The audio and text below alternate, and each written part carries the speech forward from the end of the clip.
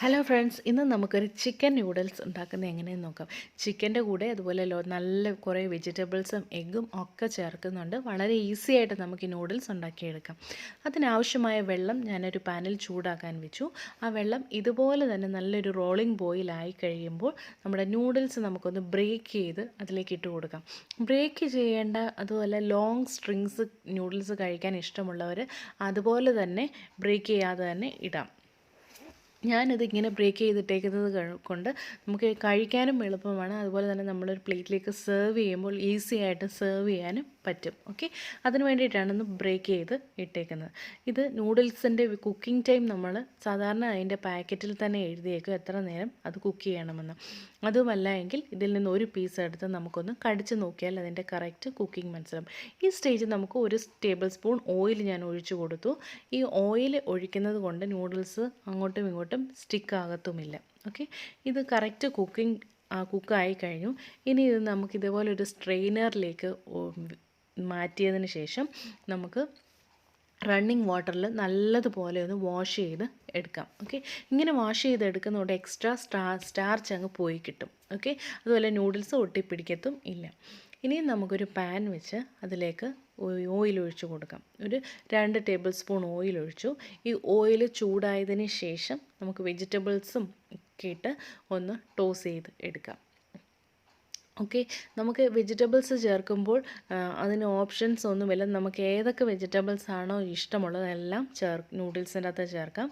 Okay, ഞാനിവിടെ coloured vegetables, അതായത് red capsicum, green capsicum, അതുപോലെ തന്നെ യെല്ലോ ക്യാപ്സിക്കം ചേർത്തു.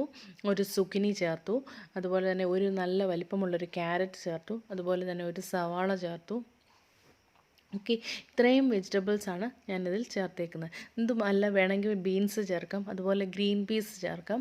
ഓക്കെ, അവൈലബിൾ ആയിട്ടുള്ള വെജിറ്റബിൾസ് നമുക്ക് ഇഷ്ടമുള്ളതെല്ലാം ഇതിൻ്റെ അകത്ത് ചേർക്കാം. അതുപോലെ ബേബി കോൺ ചേർക്കാം, സ്വീറ്റ് കോൺ ചേർക്കാം. ഓക്കെ, എല്ലാം നമ്മുടെ ഇഷ്ടത്തിനനുസരിച്ച് ചേർക്കാം. വെജിറ്റബിൾസ് എല്ലാം ഇട്ട് നല്ലപോലെ ഒന്ന് ടോസ് ചെയ്തെടുക്കണം.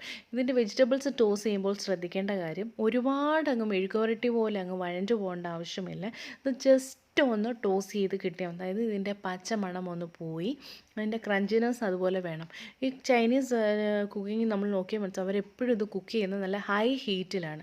നമ്മുടെ ഹൈ ഹീറ്റിലാവുമ്പോൾ ഇത് പെട്ടെന്ന് അതിൻ്റെ ആ പച്ചമണം ഒന്ന് പോയി നല്ലപോലെ ടോസായി കിട്ടും.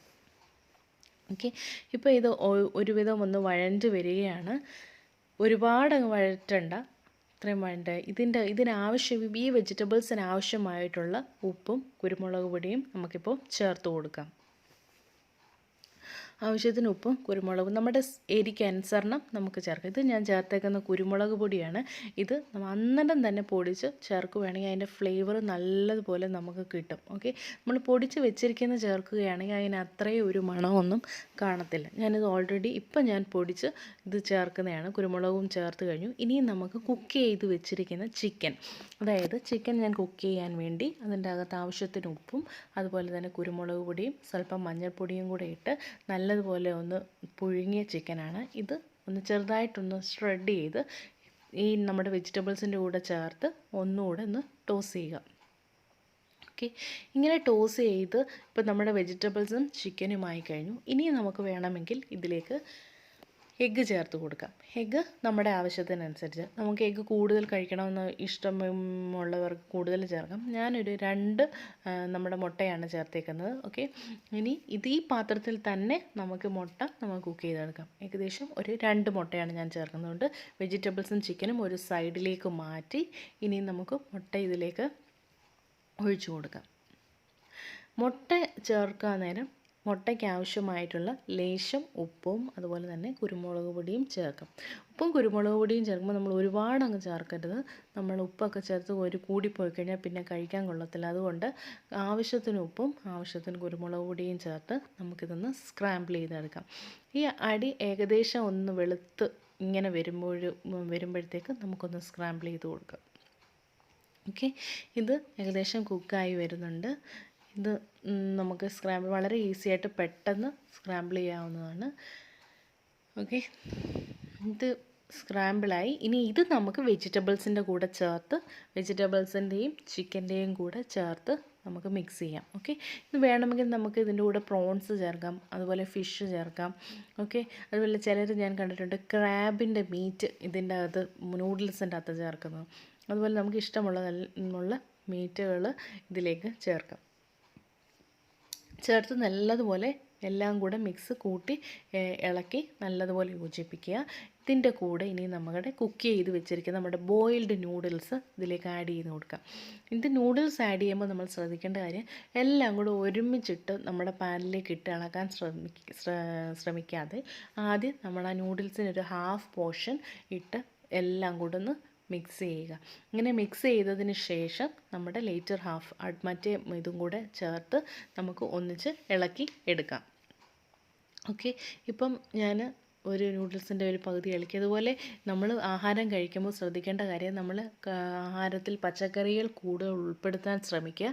അതുപോലെ തന്നെ കളേർഡ് വെജിറ്റബിൾസ് ഇതുപോലെ റെഡ് ക്യാപ്സിക്കം, അതുപോലെ തന്നെ ഗ്രീന് ക്യാപ്സിക്കം, അതുപോലെ തന്നെ പർപ്പിൾ ഒരു വയലറ്റ് കളറിലുള്ള ക്യാബേജ്, അതുപോലെ തന്നെ ടൊമാറ്റോസ്, അങ്ങനെയുള്ള കളേർഡ് വെജിറ്റബിൾസ് കഴിക്കുന്നത് നമ്മുടെ ശരീരത്തിന് ഒരുപാട് നല്ലതാണ്. ഓക്കെ, ഇനി ഇതിൻ്റെ അകത്ത് വേണമെന്നുവെങ്കിൽ നമുക്ക് നമ്മുടെ സ്വീറ്റ് കോൺ അതുപോലെ ബേബി കോൺ ഒക്കെ ചേർക്കാം. നമുക്ക് ഇഷ്ടമുള്ള വെജിറ്റബിൾസ് എല്ലാം ഇതിൻ്റെ കൂടെ ആഡ് ചെയ്യാം. ഓക്കെ, ഇനി നമ്മുടെ നൂഡിൽസ് നല്ലതുപോലെ ഒന്ന് മിക്സ്